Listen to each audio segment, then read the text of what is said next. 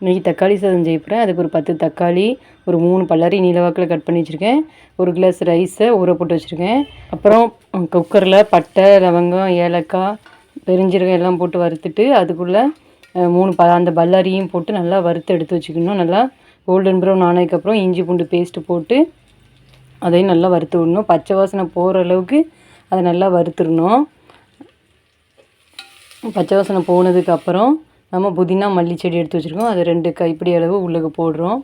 போட்டு நல்லா வதக்கி விடணும். புதினா மல்லி செடி கொஞ்சம் ஓரளவுக்கு வதங்கினதுக்கப்புறமா இதுக்குள்ள நம்ம என்ன போட போகிறோம்னா, நம்ம கட் பண்ணி வச்சுருக்கிற தக்காளி ஒரு 10 தக்காளி கட் பண்ணி வச்சுருக்கோம்ல, அதை போடணும்.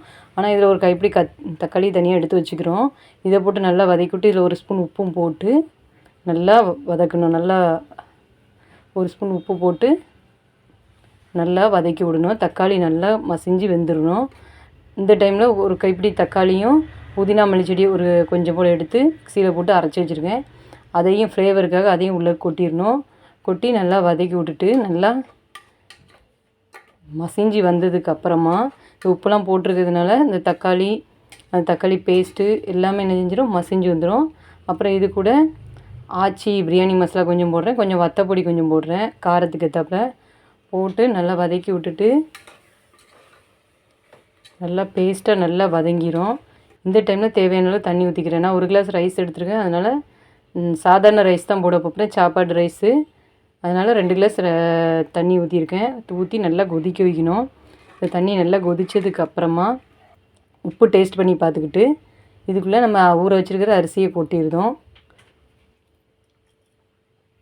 ஊற வச்ச அரிசியை கொட்டி நல்லா கிளறி விட்டு 2 கொதி வந்த உடனே குக்கரை மூடி விசில் போட போகிறோம்.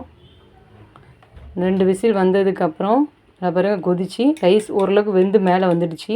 இந்த டைமில் குக்கரை மூடி வெயிட் போட்டுருவோம். வெயிட் போட்டு ஒரு 2 விசில், சாப்பாடு ரைஸ் போடுறதுனால 2-3 விசில்னாலும் போடலாம். 2 விசில் நான் வச்சு இறக்கிட்டோன்னா சுவையான தக்காளி சாதம் ரெடிங்க. இது சூப்பராக பிரியாணி டேஸ்ட்டில் இருக்கும், கொஞ்சம் தக்காளி டேஸ்ட்டும் வரும்.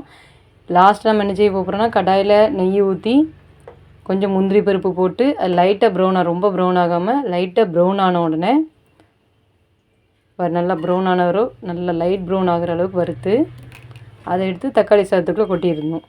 இதுக்கு டேஸ்ட் லாஸ்ட்டாக நம்ம நெய் ஊற்றி இந்த முந்திரி பருப்பு போடுறதுனால டேஸ்ட் நல்லாயிருக்கும். தக்காளி சாதத்துக்குள்ளே கொட்டி ஒரு கிளறி விட்டோம்னா இப்போது தக்காளி சாதம் ரெடி. இந்த தக்காளி சாதத்துக்கு சைட் டிஷ்ஷாக நம்ம என்ன வைக்க போகிறோம்னா, தயிர் வெங்காயம் பட்டர் பீன்ஸ் பொரியலும் வச்சுருக்கேன். உங்களுக்கும் பிடிச்சிருந்தா நீங்களும் செஞ்சு பாருங்கள். லைக் பண்ணுங்கள், ஷேர் பண்ணுங்கள், சப்ஸ்கிரைப் பண்ணுங்கள். தேங்க்யூ.